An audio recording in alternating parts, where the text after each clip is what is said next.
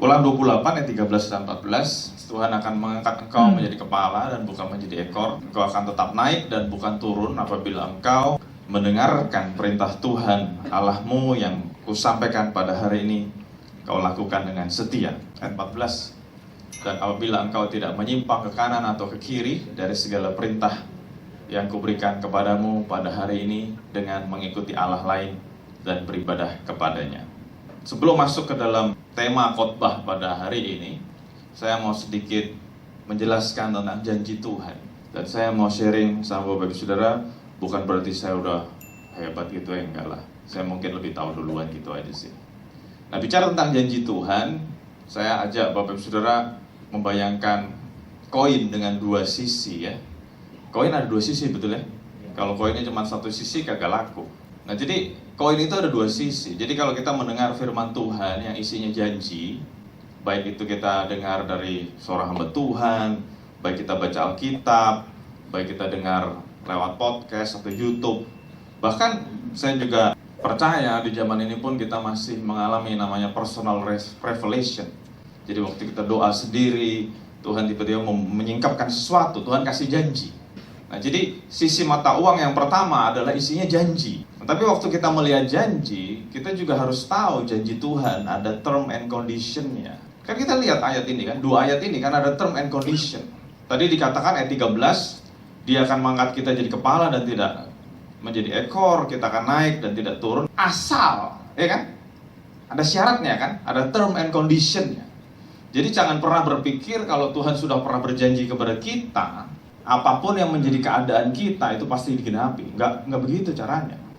Minimal kita harus melakukan semua yang Tuhan suruh dan kita tetap setia, baru janji Tuhan akan dinyatakan.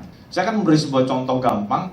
Waktu Tuhan memanggil Yosua untuk menjadi pengganti Musa, Tuhan berjanji kepada Yosua, Yosua, kamu akan memimpin bangsa Israel masuk tanah perjanjian.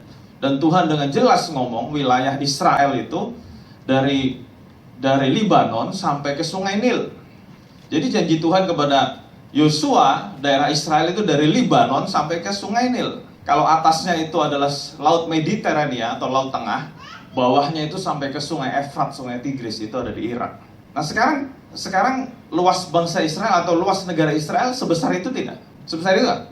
Enggak. Oh, berarti Tuhan ingkar janji dong. Tuhan tidak pernah ingkar janji. Tapi kenapa janji Tuhan tidak dipenuhi? Itu bukan salahnya Tuhan. Tapi waktu bangsa Israel masuk ke tanah perjanjian, kalau kita baca kitab Ulangan Bilangan itu, kita bisa menemukan ada beberapa suku Israel yang tidak mau lagi berperang bersama dengan Yosua. Dia berkata kepada Yosua, Yosua udahan deh, gue udah nyaman di sini. Jadi minta izin gue nggak ikut perang. Kita baca ya, itu ada cerita seperti itu. Dan kita lihat jalan perjalanan hidup orang Israel, mereka naik turun secara rohani. Tidak pernah mengalami sebuah perjalanan yang naik terus bersama dengan Tuhan. Nah, jadi kita bisa melihat sebuah kesimpulan, walaupun saya harap saya cuma ngasih satu contoh, kita ngerti janji Tuhan itu ada term and condition. Kalau kasih Tuhan memang tidak bersyarat. Jadi pikir, loh katanya tidak bersyarat. Yang tidak bersyarat itu kasihnya. Jadi kalau Tuhan sudah berjanji, nomor satu, janjinya Tuhan, term and condition-nya apa? Kita harus pelajari. Nah, kalau bicara tentang Tuhan akan mengangkat kita menjadi kepala dan tidak menjadi ekor dan sebagainya, minimal kita mendengarkan perintah Tuhan, kita menyukai firman Tuhan, dan kita melakukan dengan setia. Baru kita bisa jadi kepala dan tidak jadi ekor. Jadi jangan pernah berpikir, wah pasti jadi kepala, tenang aja pasti jadi kepala. Tapi hidup kita sembarangan, mau jadi kepala kayak apa? Nah, itu kan sisi pertama dari mata uang. Sisi kedua, setiap kali saya mendengar janji Tuhan disampaikan. Sisi pertama tadi apa? Janji dengan syarat dan ketentuan. Sisi kedua, setiap kali saya mendengar janji Tuhan, Tuhan mengajar saya. Sisi kedua bicara perintah. Nah, kalau Tuhan berkata kamu harus jadi kepala dan bukan jadi ekor, berarti Tuhan mau kita punya usaha supaya kita jadi kepala. Jadi bukannya kita cuma diem-diem aja secara pasif, tenang aja nanti pasti jadi kepala. Loh, ingat, ini kan bicara dua sisi, satu koin dengan dua sisi. Sisi yang pertama bicara janji, sisi kedua bicara tentang perintah. Kalau Tuhan bilang, kamu jadi kepala bukan jadi ekor, nah kita usaha dong supaya jadi kepala. Jadi waktu Tuhan bilang, kamu jadi kepala, kita usaha, sekolah yang pintar, kerja yang benar, supaya memang jadi kepala, bukan jadi ekor. Jadi kalau Tuhan bilang, kamu akan jadi berkat buat bangsa-bangsa. Kita harus mempersiapkan diri supaya janji Tuhan digenapi. Jadi bicara tentang jadi kepala bukan jadi ekor, tetap naik dan bukan turun. Nomor satu memang ini janji Tuhan. Kita pegang janji Tuhan ini. Tapi kan ada term and condition. Term and conditionnya apa? Kita harus menyukai firman, menghargai firman, dan kita lakukan dengan setia. Kita harus melakukan kebenaran ini. Nah, waktu kita sudah melakukan kebenaran ini, beneran Tuhan akan angkat kita jadi kepala. Nah, selain itu kita harus juga melihat, oh ini perintah Tuhan yang harus kita lakukan. Ingat, Tuhan mau kita jadi kepala. Jadi kita harus berusaha jadi kepala. Nah, kita mau bicara tentang kepala. Menjadi kepala atau menjadi head. Apa sih artinya menjadi kepala, jadi head itu? Nah, kita belajar analogi binatang, analogi hewan. Menjadi kepala, menjadi head, itu apa sih? Kan banyak orang berpikir, wah aku mau jadi kepala, aku mau jadi kepala, aku mau jadi kepala. Nah, kita nggak mau sesuatu yang sederhana aja. Kalau Tuhan berkata kamu akan jadi kepala, kita belajar analogi hewan. Umumnya ya, ada hewan-hewan yang tidak begitu. Umumnya, hewan yang punya kepala, itu kepalanya di atas atau di depan.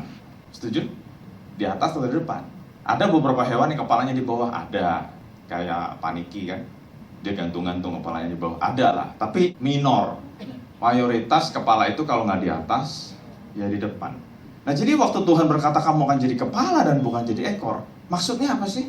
Kepala itu kalau ngelihat ke belakang atau ngelihat ke bawah, pasti badannya, kakinya, tangannya ngikutin dia. Bener nggak? Bener ya? Jadi ini sebenarnya analogi yang sederhana. Menjadi kepala itu maksudnya apa? Menjadi kepala adalah waktu kita melakukan apapun, terus kita ngelihat ke belakang, orang ikutin kita. Jadi hari ini saya mau menekankan, menggarisbawahi, kasih tanda seru, kasih bold. Janji Tuhan berkata kamu akan jadi kepala, bukan jadi ekor. It is not talking about position. Banyak orang salah nangkep menjadi kepala itu harus jadi orang nomor satu. Jadi semua orang tergila-gila jadi orang nomor satu. Dalam sebuah organisasi, aku harus jadi nomor satu. Loh kenapa? Kan firmannya ngomong gitu, jadi kepala. Loh, jadi kepala not necessary jadi nomor satu. Kenapa? Buat apa jadi nomor satu kalau kita tidak berfungsi? Walaupun kita belum jadi nomor satu, bukan berarti kita nggak jadi kepala. Saya mau kasih contoh.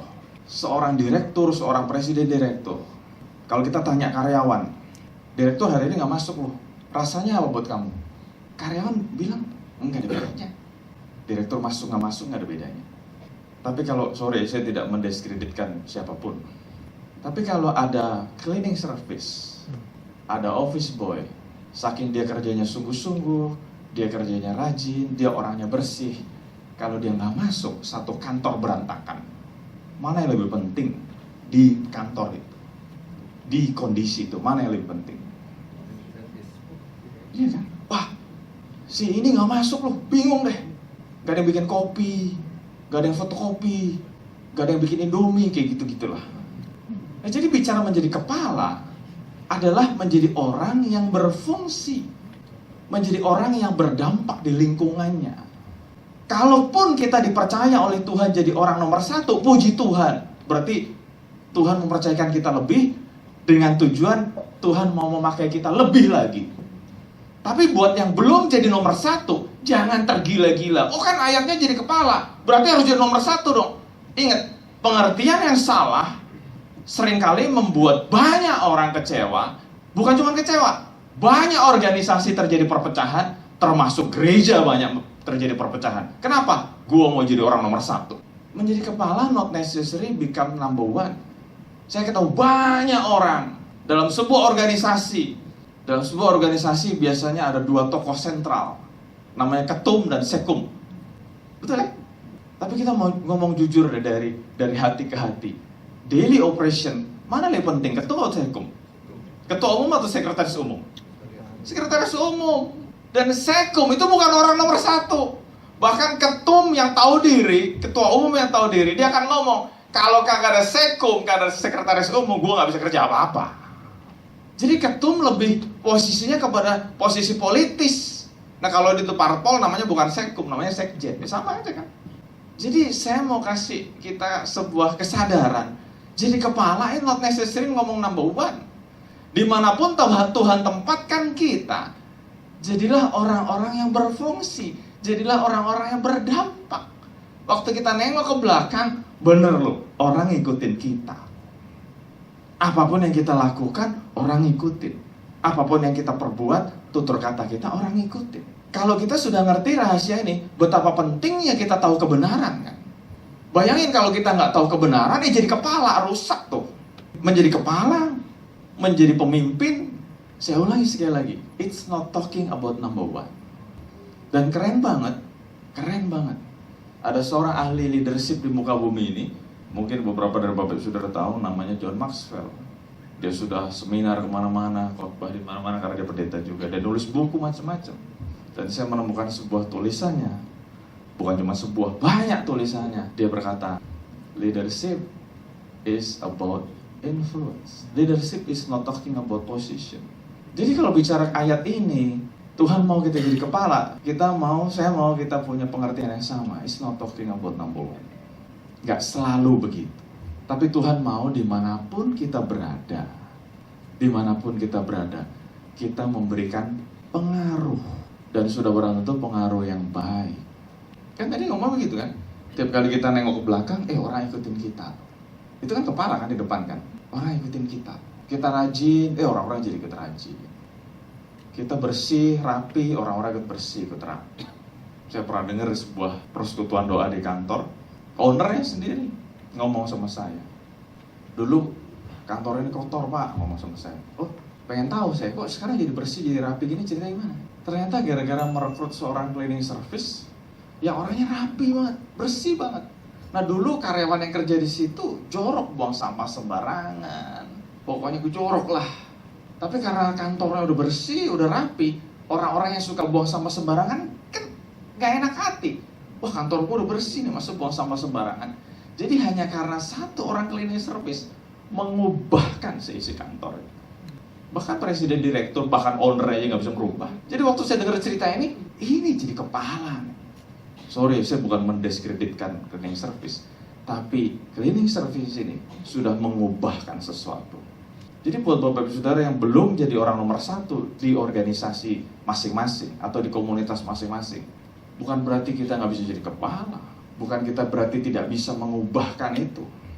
Matius 5 ayat 13, ini ayat yang keren banget. Kamu adalah garam dunia. Jika garam itu menjadi tawar, dengan apakah ia diasinkan? Tidak ada lagi gunanya selain dibuang dan diinjak orang. Saya tahu Bapak Ibu Saudara sudah hafal ayat ini, sudah hafal. Bahkan mungkin sebagian besar sudah sering dengar khotbahnya. Banyak hamba Tuhan yang khotbah fungsi garam. Wah itu khotbah yang bagus. Saya tidak menganulir itu semua. Tapi hari ini, pagi ini saya cuma mau ngomong sesuatu yang sederhana. Karena dari tadi saya udah ngomong sesuatu yang sederhana. Garam rasanya apa Bapak Ibu Saudara? Asin ya? Setuju ya? Semua setuju garam rasanya asin? Setuju ya? Ada sebuah kehebatan dari garam.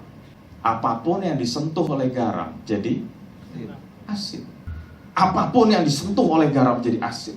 Jadi bicara Ulangan 28 ayat 13, bicara Matius 5 ayat 13, itu sebenarnya isinya mirip.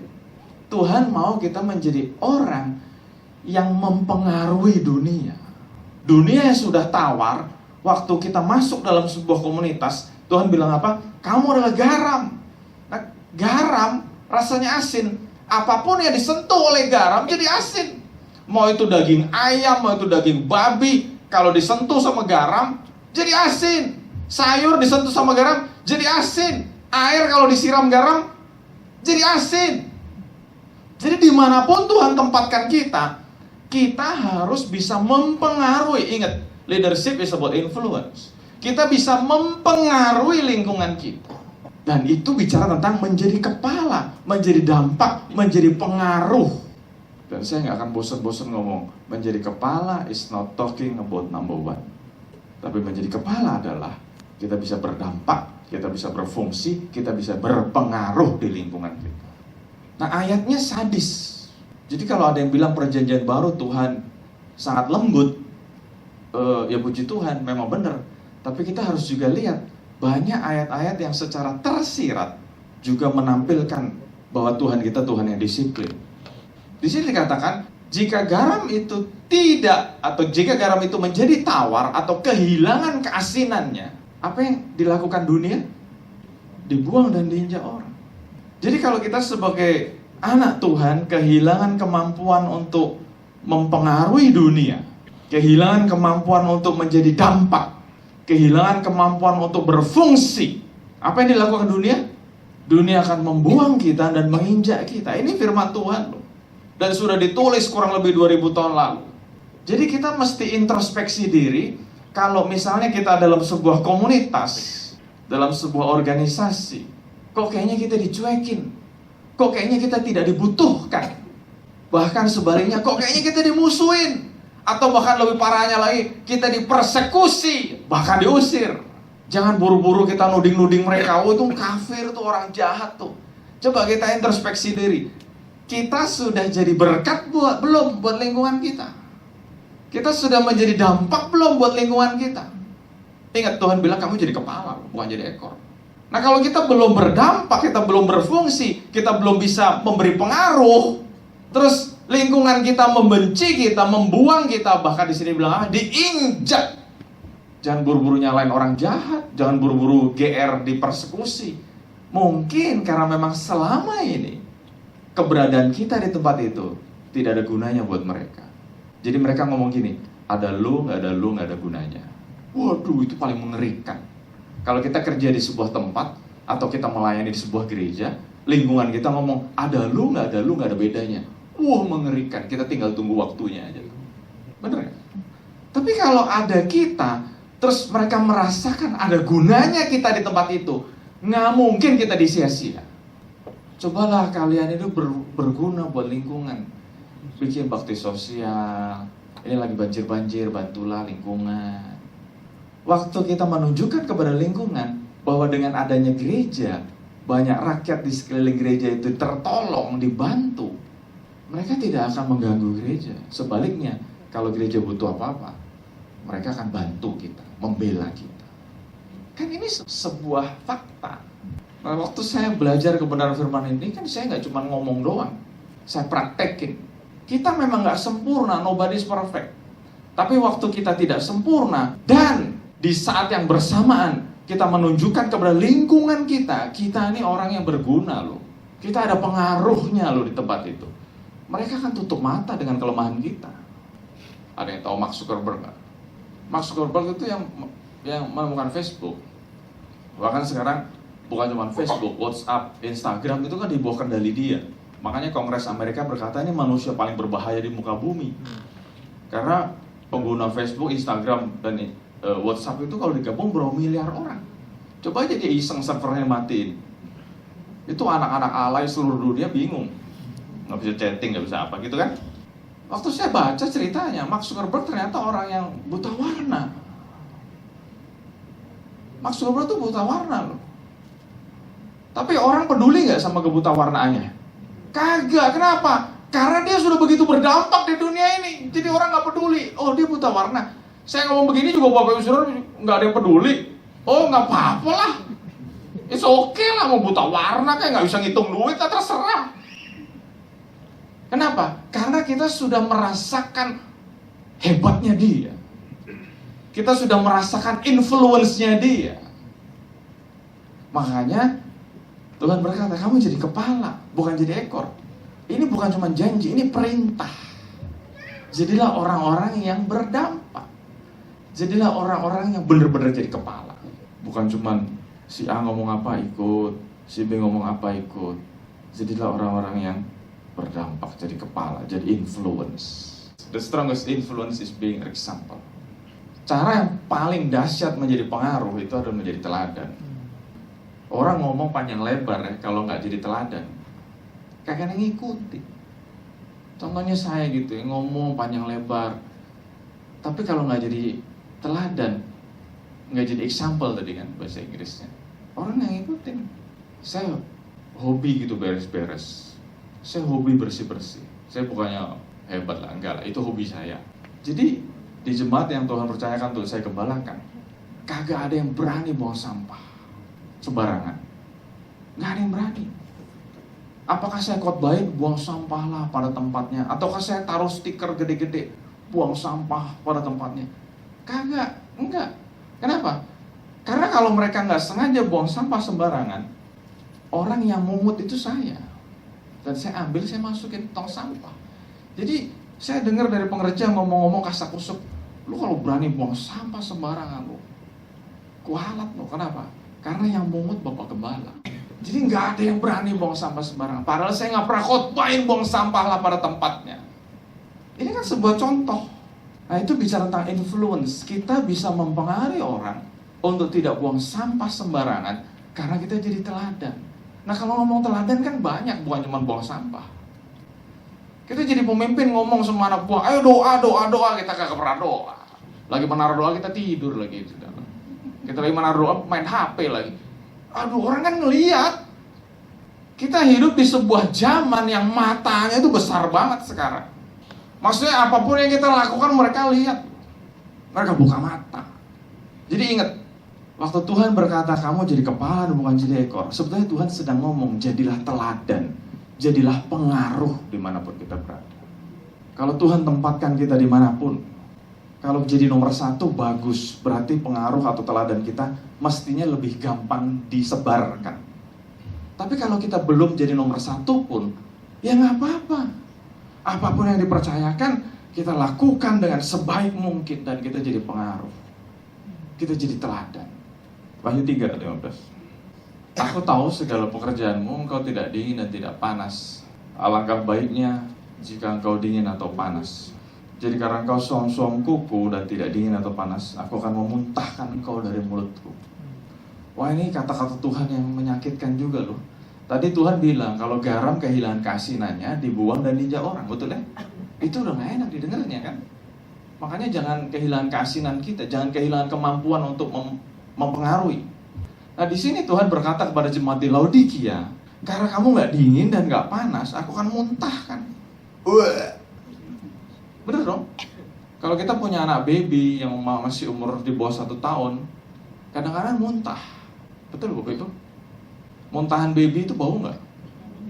Bau. Jadi dibilang enggak, bau. Walaupun baru minum susu loh. Nah kalau bicara tentang muntahan orang dewasa, waduh, aroma terapi beneran. Udah makan sembarangan, macam-macam dimakan dia muntah. Wah. Jadi nggak usah dibayangin baunya, ntar nggak bisa makan. Tapi yang pasti, waktu Tuhan bilang aku akan memuntahkan, itu sesuatu yang menjijikkan. Dan ingat, waktu Tuhan berkata aku akan muntahkan, sebetulnya ada sebuah pengertian. Sebelum dimuntahkan, jemaat di Laodikia itu sudah di dalam Tuhan loh. Ya nggak? Sudah di dalam lalu dimuntahkan. Kalau bicara tentang dimuntahkan, berarti kan tadinya udah di dalam. Terus dikeluarkan. Nah, jemaat Laodikia salahnya apa sih? Kok sampai ditegur Tuhan keras banget kayak gitu? Kesalahan jemaat di Laodikia adalah Tuhan tidak menemukan mereka dingin atau panas. Sebaliknya mereka suam-suam kuku. Banyak orang mengartikan hal ini beda-beda, macam-macam. Ya terserah lah. Tapi saya mau sampaikan sesuatu yang Tuhan ajarkan kepada saya. Kenapa Tuhan suruh kita untuk menjadi dingin atau panas? Kenapa? Waktu saya dapat sesuatu dari Tuhan ini, saya pelajari sungguh-sungguh, saya doa Tuhan kasih tahu ini loh artinya. Makanya Tuhan bilang kan, minta maka dikasih. Minta dikasih. Dan waktu saya udah ngerti artinya, Tuhan kasih bonus. Saya 2 kali jalan-jalan ke Turki. Jadi saya lihat sendiri kota Laodikia itu seperti apa. Nah ternyata kota Laodikia, ya let's say kota Laodikia di sini, nggak jauh dari kota Laodikia, itu ada sebuah tempat namanya Pamukkale. Pamukkale di sini. Pamukkale adalah sebuah tempat yang menghasilkan atau punya sumber mata air panas. Dan Pamukkale yang keluar air panas itu mengalir ke kota Laodikia. Itu Pamukkale. Ini Laodikia. Kebayang ya? Terus di sini ada sebuah tempat, ada sebuah daerah namanya Honas. Nah, Honas ini juga punya mata air. Tapi air yang dikeluarkan atau air yang dihasilkan adalah air dingin. Dan mengalir sampai ke kota Laodikia. Jadi di Laodikia ada 2 sungai yang mengalir, yang satu panas, yang satu dingin. Dan hebat, waktu Tuhan mengajar, pasti Tuhan pakai lingkungan kita supaya kita semakin ngerti. Waktu Tuhan ngajar jemaat di Laodikia, Tuhan ngajar menggunakan lingkungan itu. Tuhan bilang, kamu mestinya panas, atau dingin. Tapi karena kamu nggak panas dan nggak dingin, kamu suam-suam kuku, aku muntahkan. Artinya apa sih? Gampang banget. Sesuatu yang panas, apapun yang disentuh sama air panas, jadi panas. Kan message-nya sama kan? Kitab Ulangan, kitab Matius, kitab Wahyu nih, message-nya sama. Dengan kata lain, Tuhan berkata kepada jemaat di Laodikia, kamu harus jadi pengaruh. Kalau panas, apapun yang dialiri oleh air panas, apapun yang disentuh oleh air panas, jadi panas. Kalau kamu nggak mau panas, kamu harus dingin. Kenapa? Karena apapun yang disentuh air dingin, jadi dingin. Tapi Tuhan bilang, karena kamu nggak panas dan nggak dingin, kamu suam-suam kuku, aku muntahkan. Kenapa Tuhan benci sama keadaan suam-suam kuku? Keadaan suam-suam kuku tidak punya kemampuan untuk mempengaruhi. Sebaliknya, keadaan suam-suam kuku adalah orang yang paling gampang dipengaruhi. Oleh karena itu Tuhan benci, saya pakai kata-kata itu ya.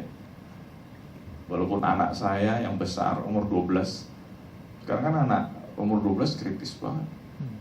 Dia bilang, Dad, jangan pakai kata benci, itu gak enak di kuping. Terus saya nanya, pakai kata apa? Dislike.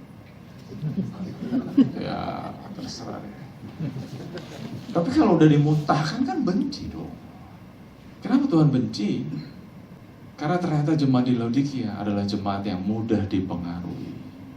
Dan for your information, sampai hari ini di Laodikia tidak ada jemaat di Laodikia.